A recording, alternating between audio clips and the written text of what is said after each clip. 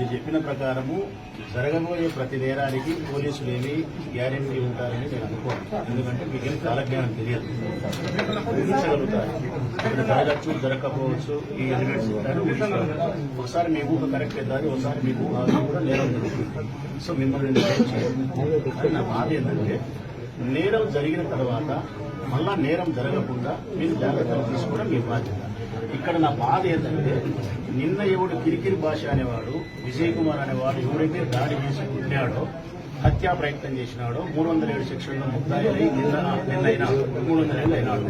నిన్న 307లో ముద్దాయి అయిన వ్యక్తులు 24 గంటలు గడవక ముందే మరొక 307లో ముద్దాయిలు అవుతున్నారు. ఈ 2-4 కిలోమీటర్ల లోపలంటే వాని ధైర్యం అనాలన్నా, ప్రభుత్వం చూసి మకురనాలన్నా, పోలీసులు మమ్మల్ని ఏమన్నారని చెప్పేవాని మక్కుడు చేస్తారా? వాడు ఆవేశంతో గొడవ చేస్తే ఇంత శిక్ష లేదు సార్. రాజకీయాలలో మీరు ఏడైనా బాహాబాగి వెళ్ళినప్పుడు అంటే ఏదో కెమెరా వేసుకుంటే జరిగిందంటే మీరేం చేస్తారు? ఆవేశం. ఇది ఆలోచన ప్రకారం, పథకం ప్రకారం చేసే వ్యవహారం.